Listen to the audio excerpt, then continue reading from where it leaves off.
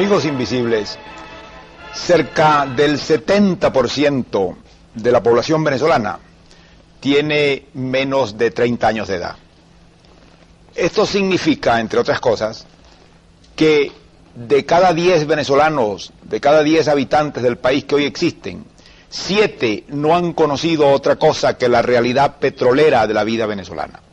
Es decir, nacieron, se formaron, llegaron a la madurez, a la plenitud de su condición humana, cuando ya el país había recibido la inmensa transformación que el petróleo ha ocasionado en él, cuando la economía venezolana había pasado por una transformación gigantesca, cuando el aspecto físico había cambiado radicalmente, cuando las ciudades habían crecido hasta convertirse en los centros de población más numerosos del país. Hoy en día tenemos casi el 80% de los venezolanos viviendo en ciudades y apenas un veintitantos viviendo en el campo.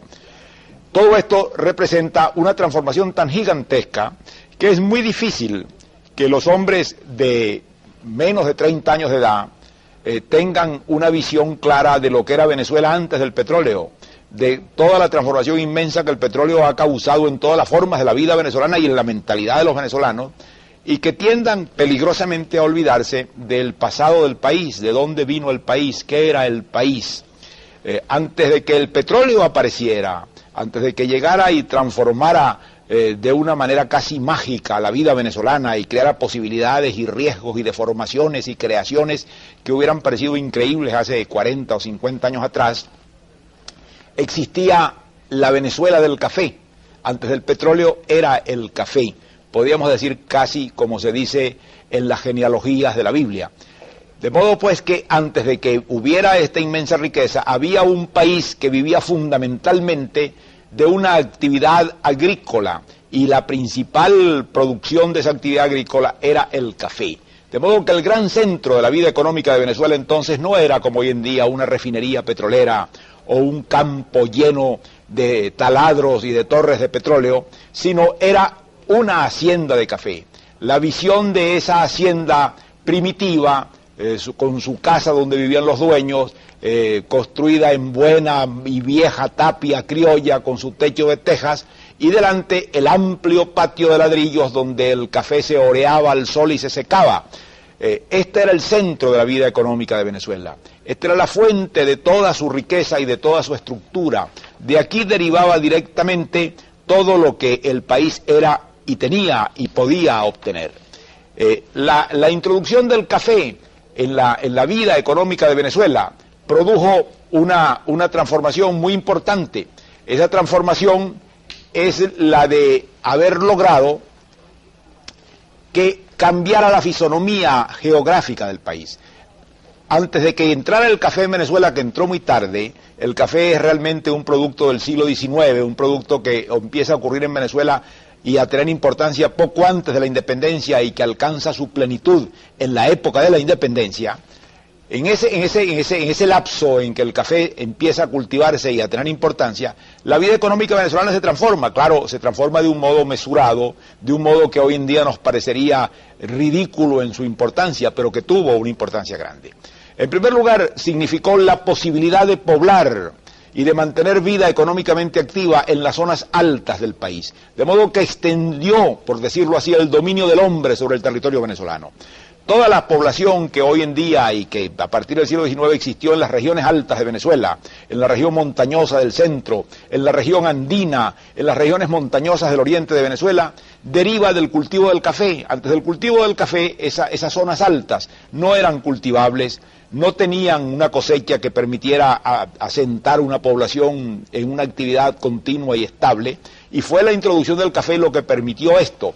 De modo que ese panorama, ese aspecto que hoy en día vemos con cierta melancolía y nostalgia del sembrado de café, del cafetal sombreado por bucares y altos árboles, y de la gente recogiendo la cereza del café, era la actividad fundamental de Venezuela durante todo el siglo XIX y hasta la Primera Guerra Mundial. Es decir, ese era nuestro petróleo. Claro que era un petróleo de pequeña importancia, que estaba muy lejos de significar ni económicamente ni políticamente lo que ha significado la riqueza petrolera para Venezuela.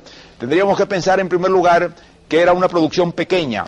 En el momento de su apogeo de país cafetero, Venezuela producía poco más de 1 millón de sacos de café, llegaba a veces a producir 1.200.000, 1.300.000 sacos de café. Ese era su nivel de producción. Y ese café en gran parte pues iba a la exportación. Era un país de población pequeña. En el siglo XIX la población venezolana subió lentamente de 1 millón de habitantes a 2 millones o un poco más de 2 millones en la víspera de la Primera Guerra Mundial. Y era natural, no podía crecer mucho más porque el país no tenía riqueza para sustentar más población. Esa población estaba dispersa a todo lo largo de la parte norte del país, a lo largo de los altos valles y de los contrafuertes de la cordillera de la costa y de los Andes y de los valles pequeños que están frente a la costa. Y esa población además estaba en su inmensa mayoría en el campo. En esa época se podía decir que el 75 o el 80% de la población venezolana vivía en el campo, y que tan solo un 20% si acaso vivía en la ciudad. Y ese 20% que vivía en la ciudad dependía del campo directamente, porque la riqueza del país era la producción agrícola, y la mayor parte de las divisas extranjeras que entraban a Venezuela anualmente por exportaciones de valor eran el dinero con que se pagaba en monedas extranjeras el café exportado. De modo que toda la actividad del país, la comercial, la bancaria, que era muy estrecha y pequeña, giraban en torno al café. Era con precios altos del café había prosperidad, con precios bajos del café había estrechez y situación de dificultad y crisis. Era con el financiamiento de las cosechas de café la principal actividad financiera dentro de Venezuela y crediticia. Era la exportación de café la principal actividad de comercio internacional que el país tenía. De modo que era un país pequeño, despoblado, económicamente débil, con un presupuesto anual que escasamente llegaba a los 80 o 90 millones de bolívares por año para todo el país y para todas sus necesidades, y además incomunicado. Era un país con muy pocas comunicaciones interiores. La manera más fácil de ir desde Caracas a Maracaibo era por mar. Las comunicaciones eran más fáciles por río, el resto eran malos caminos muy cortos, muy estrechos, muy accidentados, o simples y llanas picas de caballería por donde pasaban los arreos de mulas llevando las cargas de café de las haciendas a las poblaciones donde se elaboraba y se exportaba. De modo que esto establecía un nivel de vida estrecho, un nivel de vida marginal, un nivel de vida pequeño. Venezuela era un país pobre. Venezuela era un país que vivía exclusivamente de esa actividad. Claro, no era solo café lo que se producía, pero era el café el principal producto de exportación del país. Había el viejo producto que era el cacao, que seguía teniendo alguna importancia inferior a la del café, y habían otras actividades agrícolas casi para el consumo interno, como era la producción de frutos menores, como era la producción de la caña de azúcar y como era la ganadería, que no tenía tampoco un desarrollo muy grande, aunque ocasionalmente se hacían algunas exportaciones. La verdad era que el territorio, la tierra no era muy rica y frecuentemente lo que había era regiones áridas que habían sido áridas tradicionalmente o que habían llegado a ser áridas por el mal uso de la tierra que los hombres habían hecho, de tal modo que habían quedado convertidas en cujizales, en cardonales donde pastaban simplemente los chivos.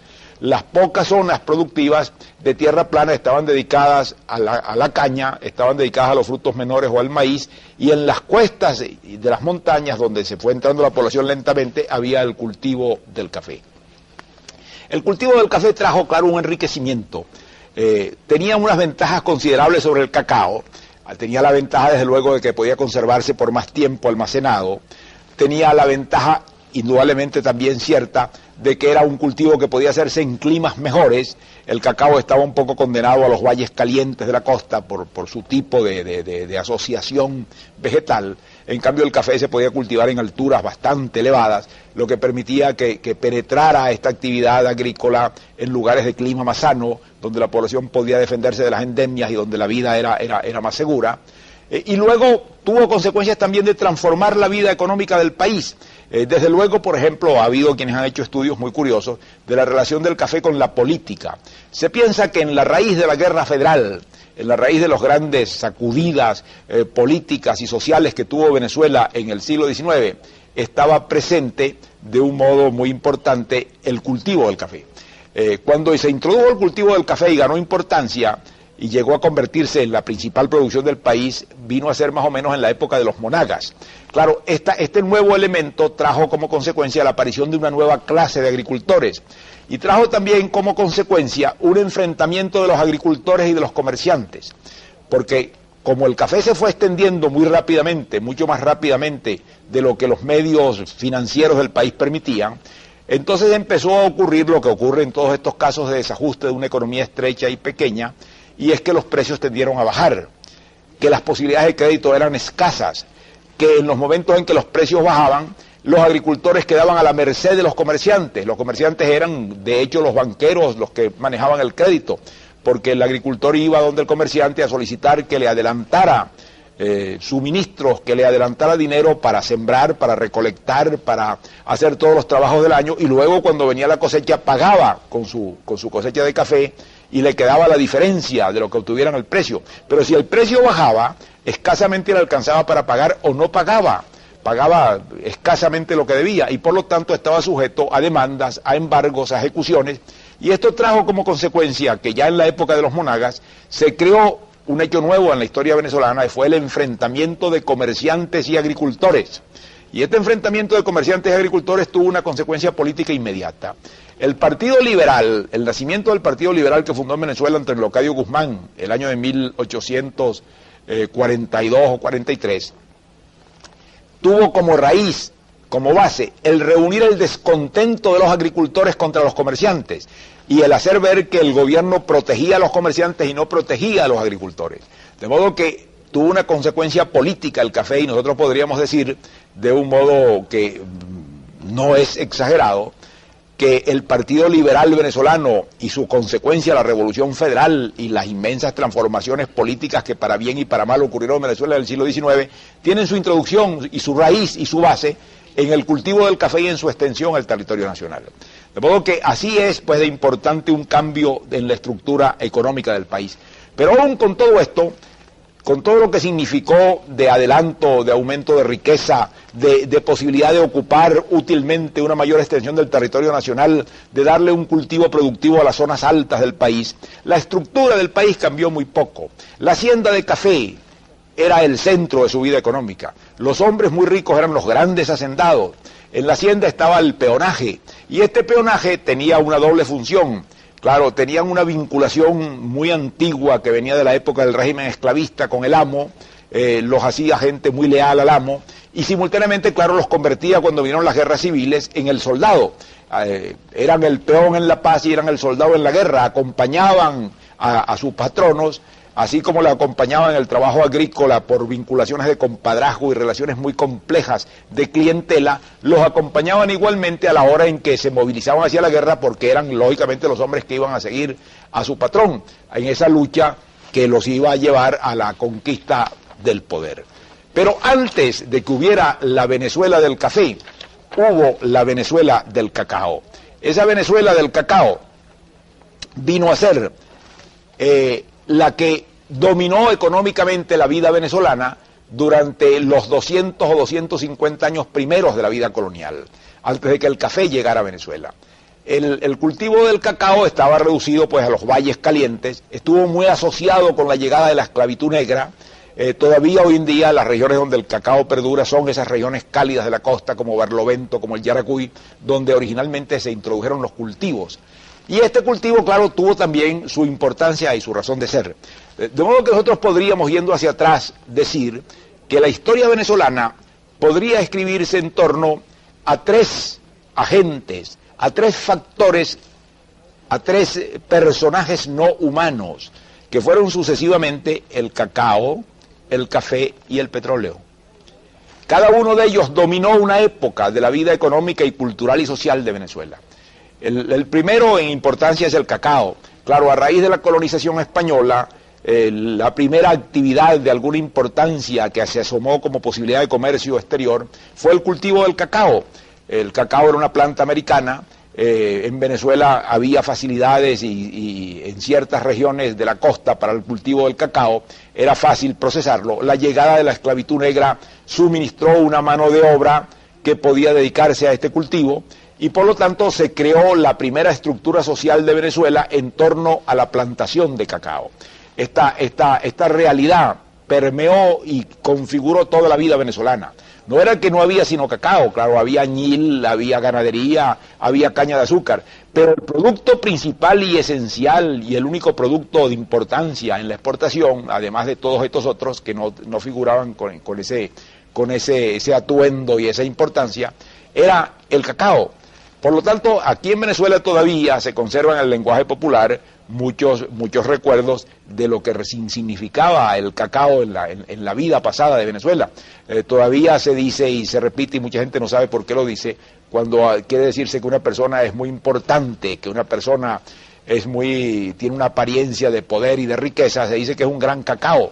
Bueno, un gran cacao era el nombre que le daban a los grandes del cacao, a los hombres ricos, que eran ricos en la vida colonial en los dos primeros siglos y medio de la vida colonial venezolana, porque eran propietarios de las grandes plantaciones de cacao.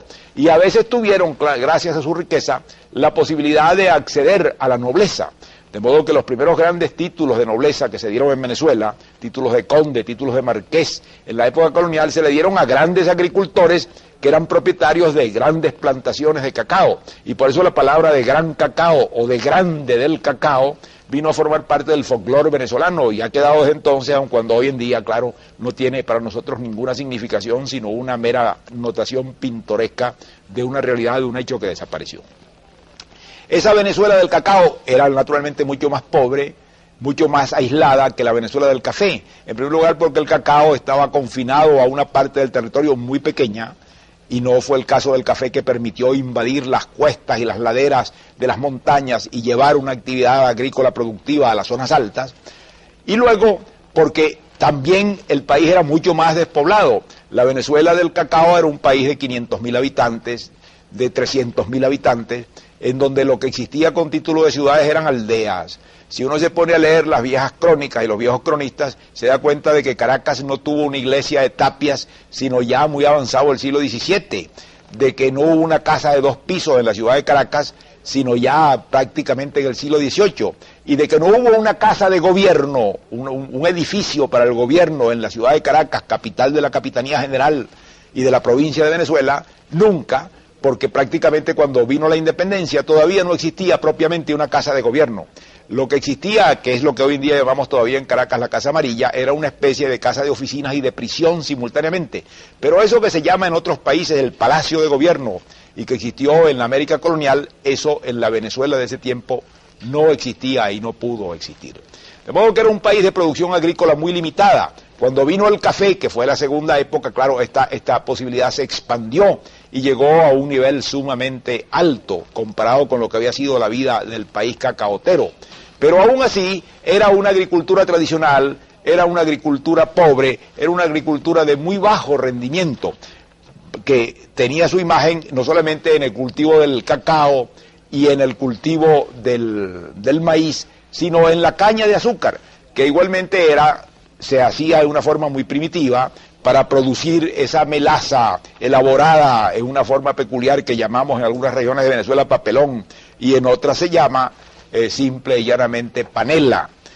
De modo que este país de vida tan pequeña y tan estrecha estuvo marginado de la economía mundial, de la actividad internacional del mundo y reducido a sus 4 paredes, reducido a su propia vida interna, a su pugna interna, a esa estrecha economía de escasez que hacía que las disputas prosperaran, a un poder y a una realidad social fundada sobre la propiedad de la tierra y a su vez sobre una muy baja productividad del trabajo agrícola. Esto está enteramente en nuestro pasado y de allí venimos. Y es bueno no olvidarlo, porque claro, las generaciones actuales están acostumbradas y se están acostumbrando a mirar a Venezuela como un país muy rico, como un país de recursos ilimitados. La verdad es que es un país que disfruta en este momento y ha disfrutado en los últimos años de la ventaja de la inmensa riqueza petrolera, de la valoración del petróleo y de las posibilidades que el petróleo ofrece. Pero simultáneamente, si pensamos en la vieja estructura económica de Venezuela, tenemos que pensar que aquella Venezuela pobre era más estable y menos amenazada que esta. Porque claro, el petróleo es un producto que en primer lugar es perecedero. Nosotros el petróleo no es una cosecha como el café, ni una cosecha como el cacao, es simplemente un capital puesto en la tierra que estamos consumiendo anualmente y disminuyendo anualmente, y que fatalmente va a llegar un día en que se agotará. Y luego, claro, está amenazado también, puesto que hoy en día en el mundo hay una crisis energética, de que reduzca la producción, de que los precios puedan bajar. De modo que nosotros seguimos teniendo la necesidad de construir una base económica tan estable y tan segura en términos modernos y para nuestra población actual, como fue estable y segura en sus términos relativos el café del siglo XIX y el cacao de los siglos XVII y XVIII. Es decir, la Venezuela que se ha formado en este último medio siglo no tiene como base sino una riqueza transitoria y perecedera. La otra tenía una riqueza permanente, mucho más pequeña, mucho más modesta, mucho menos importante, pero allí estaba. Pero esta nueva riqueza, que se fundamenta esencialmente en la actividad petrolera y que está simbolizada por la imponente mole de las grandes refinerías, es al mismo tiempo para nosotros un desafío, puesto que, desde luego, esta no es una cosecha. Ese petróleo que sale de las refinerías es un petróleo que se va para siempre, es un petróleo que no podemos reemplazar. Cada saco de café que exportaba la Venezuela cafetera tenía su reemplazo al año siguiente en otro saco de café que producía la tierra y que producía las plantaciones. Pero ese barril de petróleo que sacamos no hay como reemplazarlo más nunca. Es un barril de petróleo menos por la eternidad. Y en la medida en que lo vamos quemando y consumiendo y exportando, nos va quedando menos. Si nosotros no somos hábiles suficientemente para con esa riqueza crear una actividad económica estable, distinta del petróleo, que ya no puede ser cultivar café y cacao, desde luego, es un poco pues una situación de cierta angustia.